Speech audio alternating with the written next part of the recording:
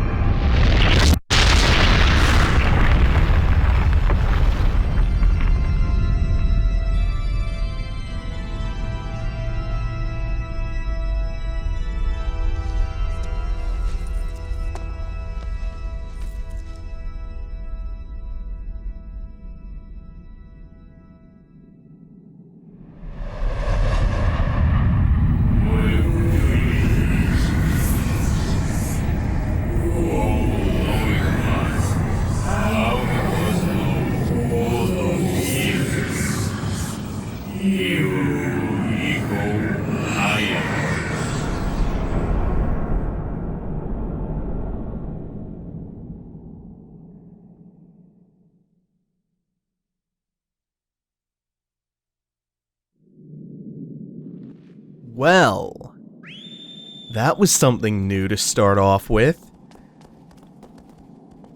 That man in the mask is named Lord Emon, and the mask should look familiar to you because he was delivering exposition at the very start of the game. And back then he talked about that place, which you can take to mean either the Forbidden Land or the temple itself, and that's what he's staring at and riding towards in the cutscene there. In the opening, though, he said something more interesting than that, something so subtle that you might not have ever noticed it, but before you even get to the end of the game where Lord Emon finally arrives and we see what actually plays out, you can infer something before you even get to that point, if you pick up on this little silly detail. Lord Emon must know about Dormin and what Dormin's trying to accomplish, because back in the beginning of the game when he's narrating, he says something like, they are memories etched into stone, and they have the ability to control beings created from light. Now, that's not too revealing. There's something really interesting in there about memories being etched into stone. But what makes that interesting is that he used they in the cutscene as a proper noun, as a name. Go back and watch. They is capitalized. Dormin refers to itself the same way, plurally.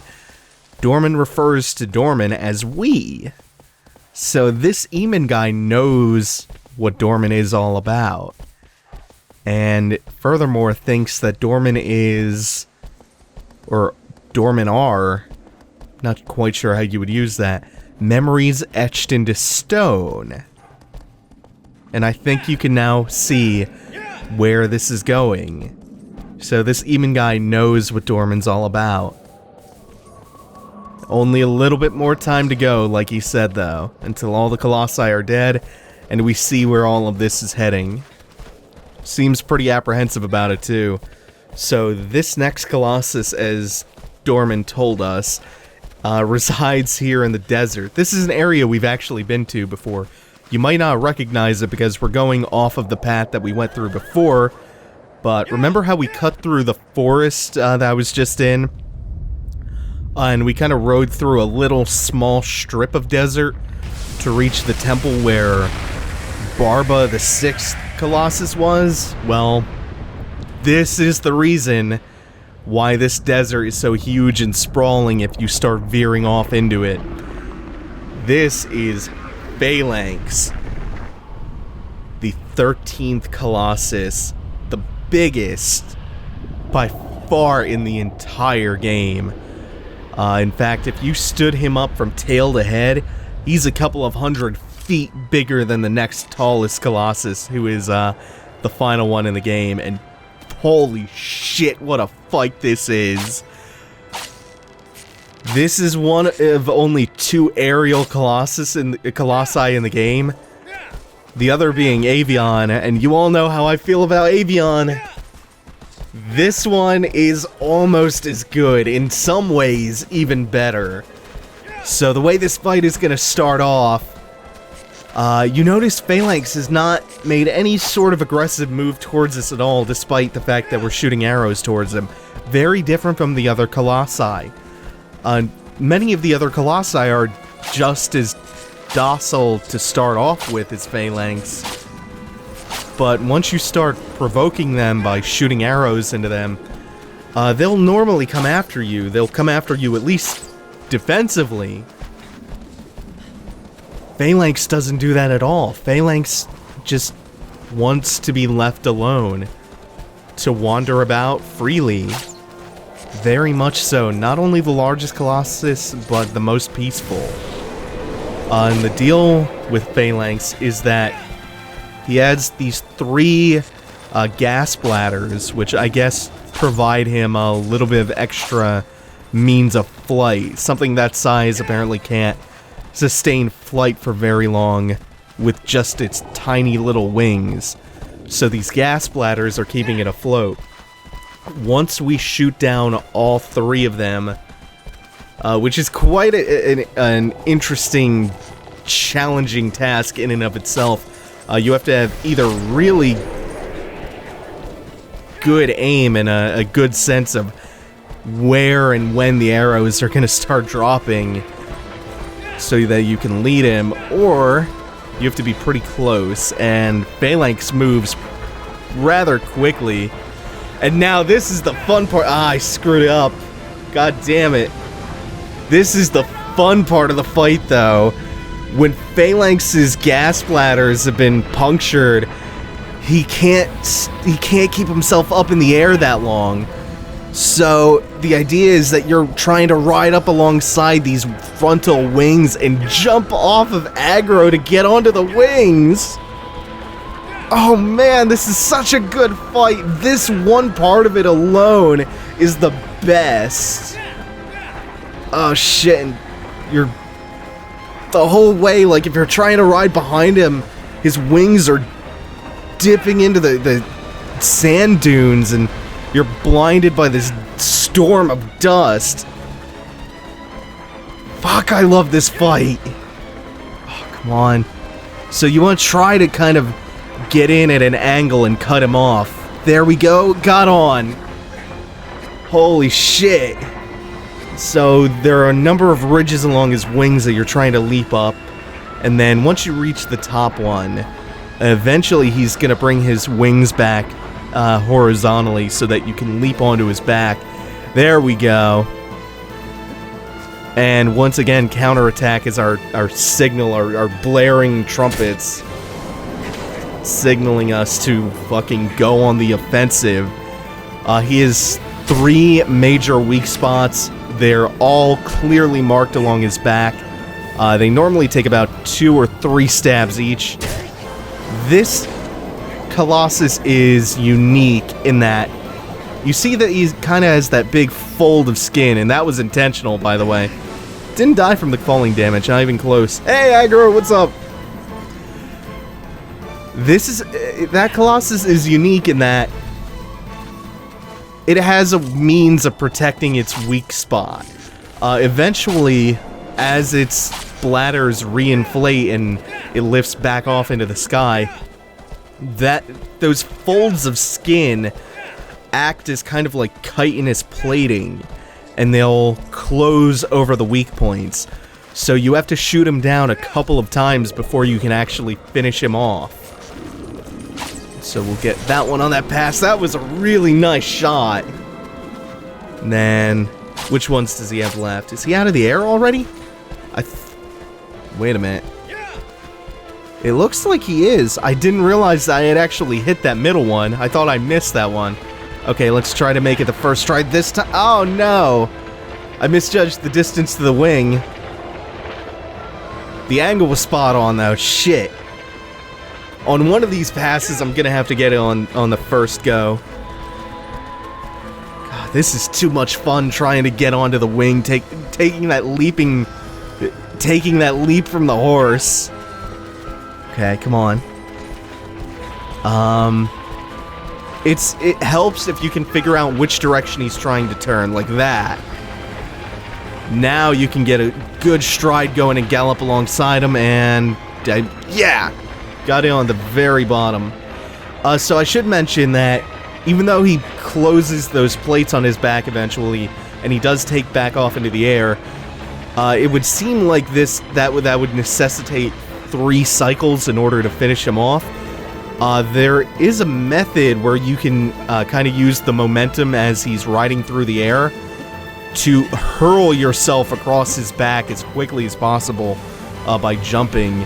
It's kind of risky, but if you're used to it and you've practiced for time attack enough, you can actually take out all 3 weak points in one go on his back.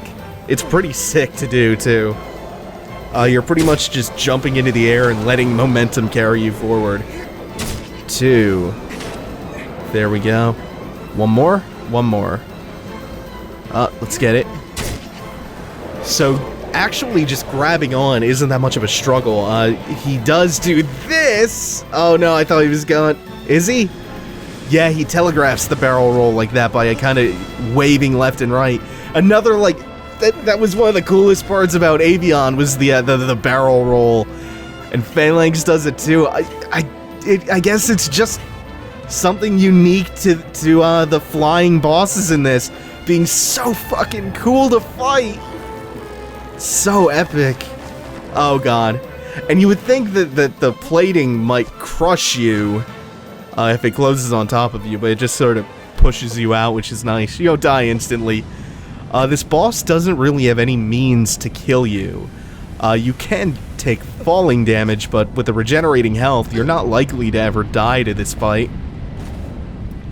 And then you could just hang around on his back if you wanted, but of course, he burrows underground, which that makes him a little bit intimidating, even though he is, again, the most peaceful, docile Colossus out of all 16 of them. He himself, or he or she, has no direct means of harming you.